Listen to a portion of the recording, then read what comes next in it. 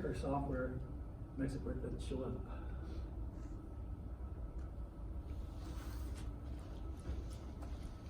So down here at the bottom where it says sheet 1, I'm gonna name that just 1A. And I don't want any of the rest of it named in here, just 1A is good enough. So this is my original 1A. This is good. Do whatever you wish, but try to make it where it's easy to follow. So then when I'm setting up 1A, then I'm gonna go in here and I'm gonna take line for line, what is the information? They produce several products. One is dedicated to part. It only makes one item. It works, and I always put my numbers in separate cells than the units. They work 8 hours per day for 5 days per week and 3 shifts per day.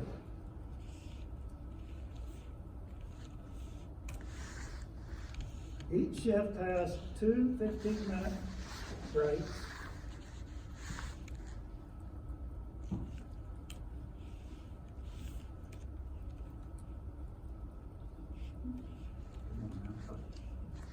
And there's 2 breaks per day, breaks per shift rather.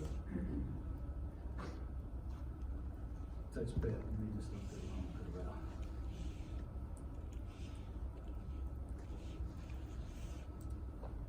And let's say there's a 20-minute lunch that's taken on the clock. So in other words, they're getting paid for that 20 minutes.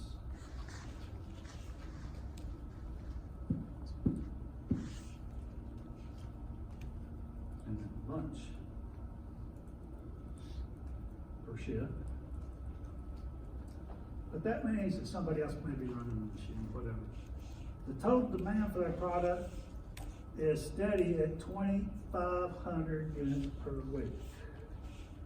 Let's say that nobody is running the machine. So my demand, 2,500 units per week. That's a tack time, really. Or tack time. So that's, but wait a minute, that's more of a rate, right? I have to have minutes per unit for the tack time, so that's more of a rate. That's demand per rate.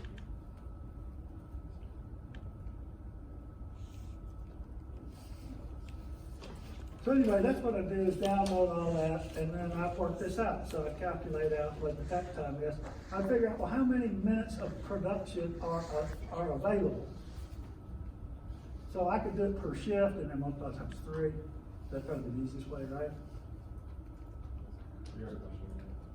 So I'm looking for minutes per unit. Is really what. Yeah, because it says right here. Switch. It says right here. That time for this item in minutes per unit. So that's a specification. Don't type in minutes per unit in the cells.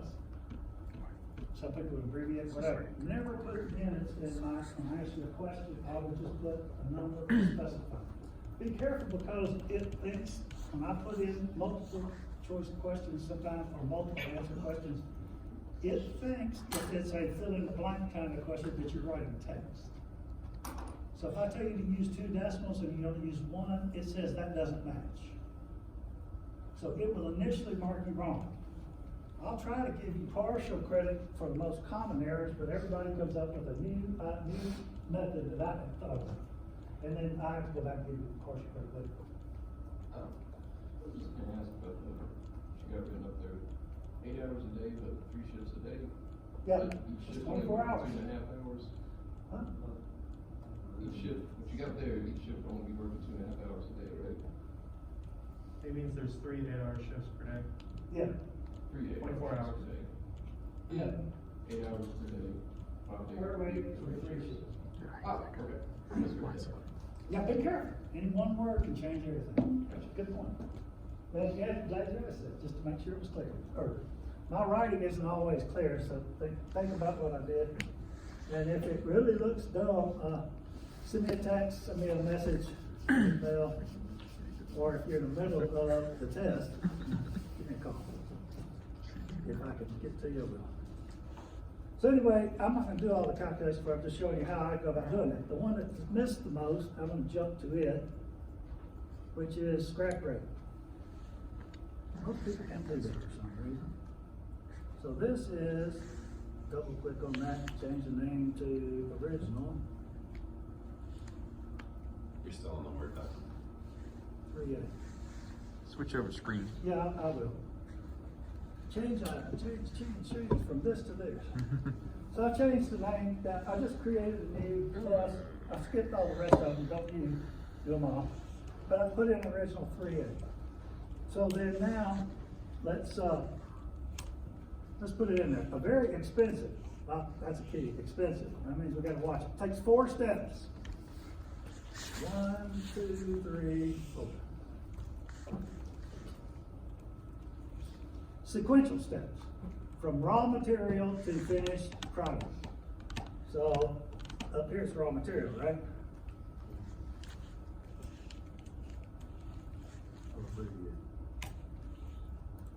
So, from raw material, and and this is outrageous scrap rate. So scrap rate, raw material to finished product, is very difficult to produce to specifications. So manufacture of this discrete product means you can't have a decimal. If you have 2.5 that are bad, that's 3 that are bad. Don't round up the bad or round down the good. You can't have a partial bad. If it's a bad, it's all bad. So 5% scrap rate.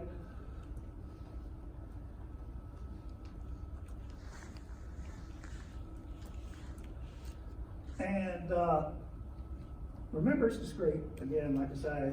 And by the way, these scenarios don't necessarily connect. Don't use the same data that you had in the previous one. They will if I give you a variation in the quiz for the same as scenario 3A, but it was a 4% scrap rate, then, then you could just take this sheet, replicate it, and then change it to 4%, and you get your answer. So, same process of inspection, removal of bad parts, input to the next sequence. So they always are inspecting and removing. But I need to know, in order for me to end up right here with 6,000 good products out, I need to know how many did I have to produce here. And you work this backwards. And you don't say it's 5% scrap rate. So I'm going to scrap 5% of what came in. So how would I get that number? It's going to equal to how many I wanted divided by parentheses 1 minus 5%. And if y'all haven't done this before, F4 key is a magic key. It puts all these dollar signs in without having to shift. If you just push the F4 key while you're still on that location, it locks on that cell. It locks on that cell so that when I copy this formula up, it won't come off of that cell. And the B5, I want it to move up, so shift close. And now then, this is very important that I don't just make it where I don't see. I don't want it to just round, right? I've got to round up. Round up. I'm going to round up that number to no decimals because it's a discrete product.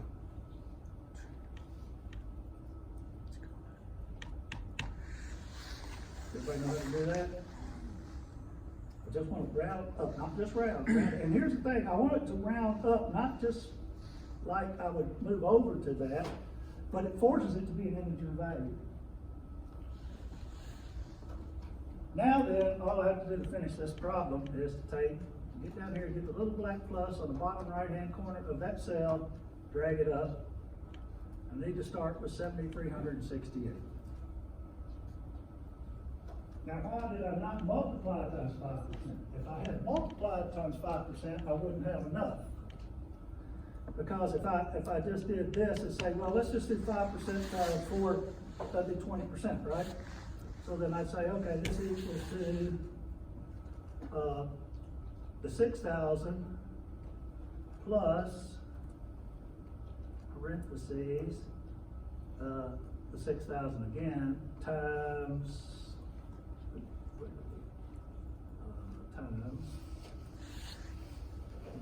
that's not even right here, there we go, times a parentheses again, 4 times this,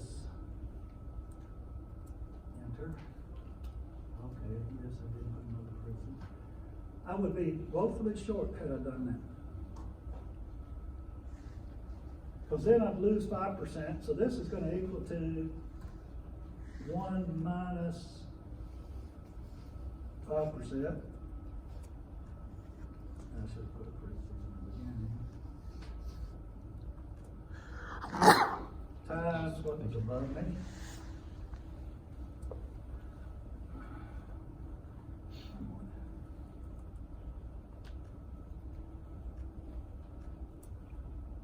And I needed to lock on the B7.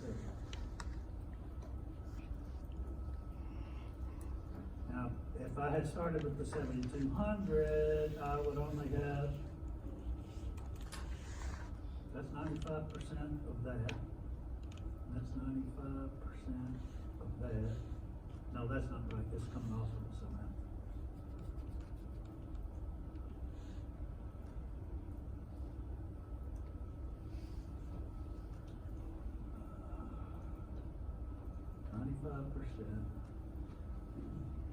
%5% loss, so I would only have 95. B7 has to be locked. Yeah, that's where I messed up. 4. There we go. Then I need to do from there. So, and then without rounding even, see, I don't have both these short. So what you have to do is, if I say that what came into 4, this is what left 3 and came into 4, this is what left raw materials that came into 1.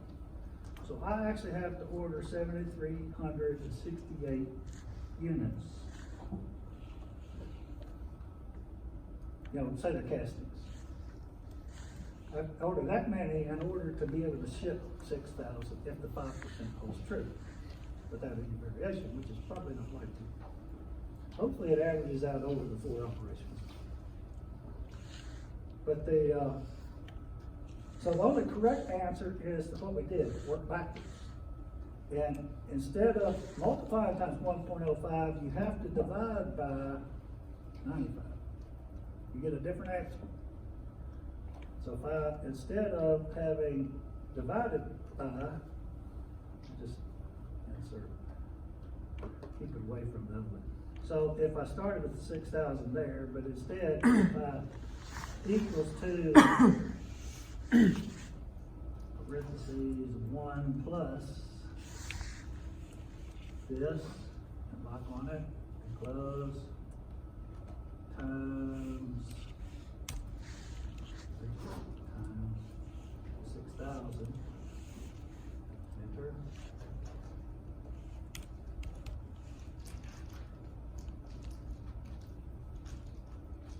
This wouldn't give me the right answer either. Come on.